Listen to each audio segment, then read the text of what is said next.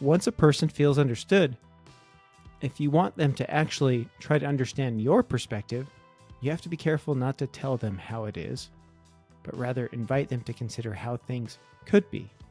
Usually the best way to do this is by asking questions that lead a person to similar conclusions. But it has to be them making that conclusion. It can't be you.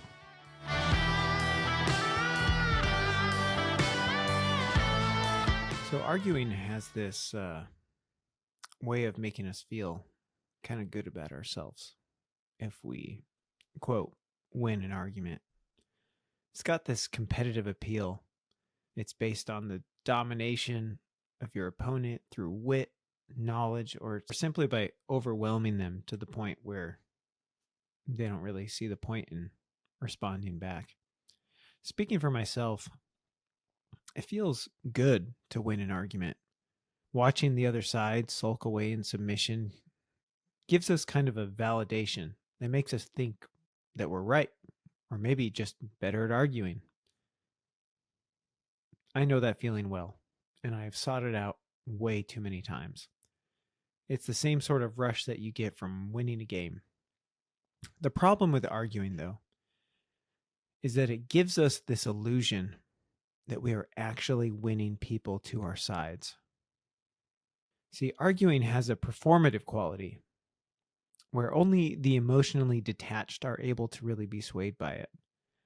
We love to watch debate videos where people that share our views silence an opponent, but the likelihood that the person being silenced is swayed towards the other person's side is maybe 1 in 100. And if that person does ever come around, it won't be in the moment, but rather when they're feeling disillusioned themselves in a moment when they're not being challenged. People really only seem to be swayed by arguing when they are watching other people do it. Outside of that, arguing is almost entirely ineffective. People make up their minds truly when they feel like it was them, not someone else, that made up their mind. And for this reason, if you want to actually be effective, you need to invite people to think, not tell them what to think. So if you really want to argue, make sure you recognize that you're performing, and you're unlikely to succeed in persuading your opponent unless they have little to no emotional investment into the topic and will still be able to save face. Most of us will rarely, if ever, spend time arguing in front of a crowd.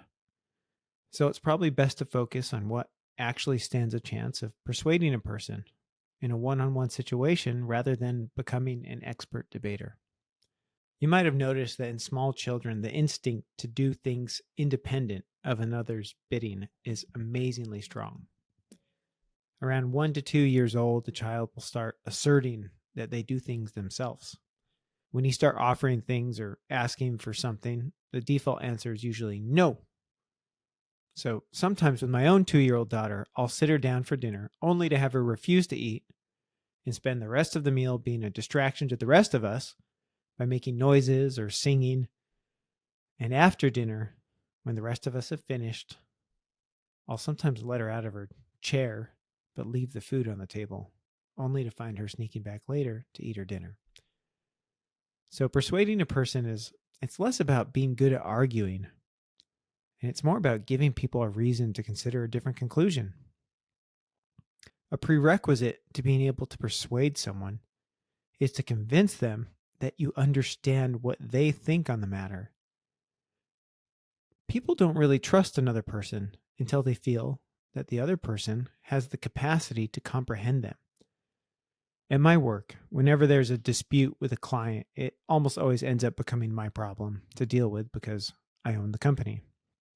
So I run into a lot of people that are trying to convince me that I owe them money for this or that.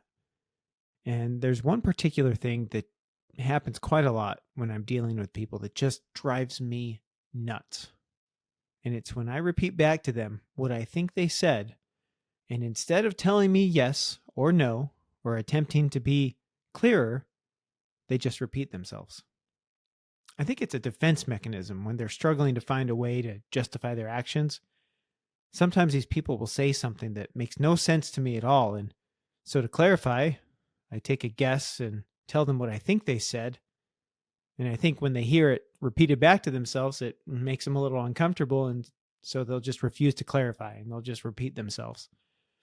And from my perspective, it makes them look really stupid. But, whatever. It gives them some perception of control in a situation. I can't tell you how frustrating it is for me. Even as I'm speaking now, I feel my blood boiling just a little bit. The point in me bringing this up is that I lose so much respect for a person when they do this, and I'm not persuaded by their perspective in the slightest.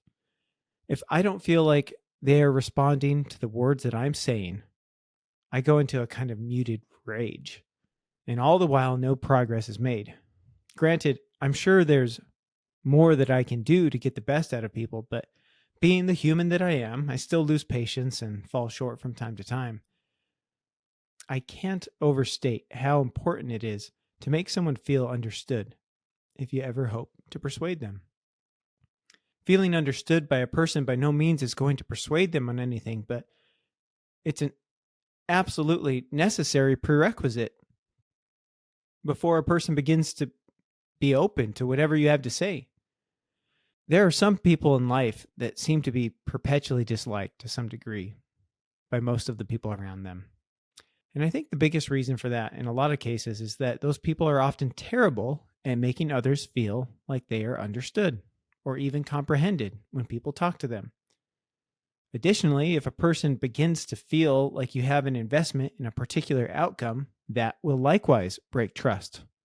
Unless, of course, you're transparent about that investment in the first place. For example, if I'm trying to sell someone a product, but treat the sales process like I'm trying to look out for that person's best interest because I care so much about them, I'll probably leave a bad taste in that person's mouth. And more than likely, they will either start counting the seconds until they feel like they can escape the conversation, or they'll just tell me to stop right there. On the other hand, if I start off the conversation by telling the person I am trying to sell something to them, I have at the very least provided some authenticity. They may not want the product that I'm trying to sell, but if they do continue to listen, it'll be much more likely to be out of a genuine interest in what I have to say. Another way we can lose trust when we're trying to persuade a person is by using incorrect assumptions. So if you're trying to persuade an atheist that they need to follow the Ten Commandments because the Bible says so, it's probably not going to sit very well with the atheist. They will immediately feel unheard and probably think you're stupid.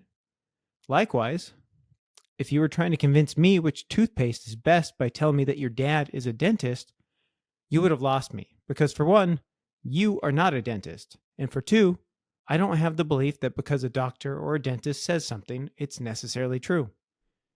There's a lot of doctors and dentists that say a lot of different things.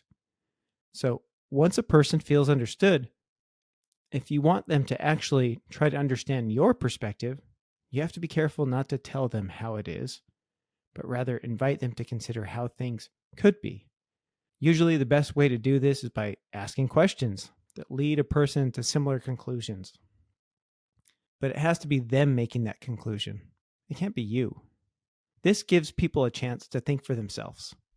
Being told what to think makes us feel like slaves, but being invited to think allows us our freedom. Once you've earned a person's trust, this is the point at which what you have to say may actually matter to them. There are people in my life that I love, but when they begin to tell me about how things are, I roll my eyes. While there are other people that I actually listen to when they speak. The people that I actually hear are not the people that browbeat me. They are not generally the people that lecture me. They are the people that I trust. So are you the kind of person that people trust? And what are you possibly doing that would keep people from trusting you? Are you authentic with your intentions? Do you tell people what you think? Are you pushy? Do you actually care about that person? Or are you seeking the rush of victory by lecturing them to the point that they're nodding their head in agreement, hoping that maybe if they think you think they agree with you, that you won't feel the need to keep on trying to persuade them? So before you seek to persuade someone, I think you should first consider seeking to be trusted by someone. And I hope the intent behind seeking a person's trust comes from a genuine concern for that person. We all have the opportunity in life to affect change in others. There are few greater honors in life than to know that you are a person that others are willing to hear. But maybe it's an even greater honor to be the kind of person that others want to have listening to them.